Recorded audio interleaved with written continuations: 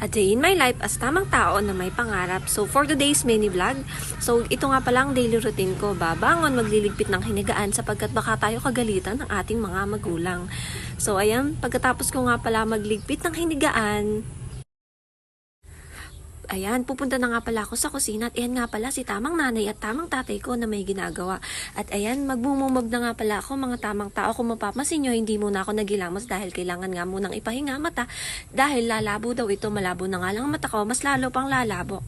At pagkatapos ko nga palang maghilamos, ayan, magmamaylo na ako, syempre, para mainitan naman ang sikmura ko.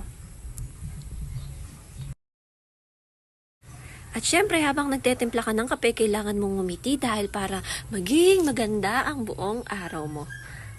At syempre, habang nagtetimpla ka ng Milo, kailangan mong isipin ang mga magagandang bagay na nangyari sa buhay mo.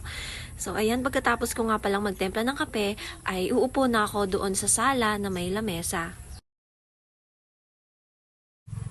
Ako lang ba mga tamang tao yung habang nagkakape ay natutulala at napapatingin sa kawalan na para bang may iniisip na problema ngunit wala naman? Kayo rin ba ganon mga tamang tao? O ako lang? At pagkatapos nga pala magmaylo mga tamang tao ay kakain na ako. Ang ulam ko nga pala ay sinabawang karne. Sarap na sarap nga pala ako dyan mga tamang tao dahil paborito ko iyan.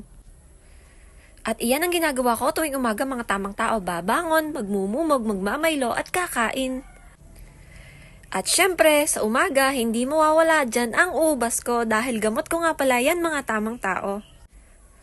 Pagkatapos kumain, anong gagawin? Syempre, magliligpit ng pinagkainan o mag-uurong syempre para naman mabawasan ang trabahong bahay ng ating mga magulang. Tuwing umaga, nagliligpit talaga ako mga tamang tao dahil baka pagalitan ako ng aking nanay na hindi ko niligpitan ng aking pinagkainan.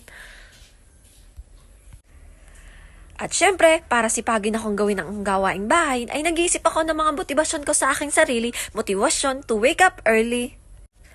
Sa tanda kong ito, mga tamang tao, ay takot pa ako sa nanay ko. Ayokong pagalitan ako kasi takot ako sa kanya. Kaya ang ginagawa ko, tuwing umaga ako nag-uurong ng pinagkainan. At pagkatapos magligpit, anong gagawin mga tamang tao? Syempre, magtututbrush nang bumango naman ang hininga ko at hindi makahayang magsalita sa harap ng ibang tao.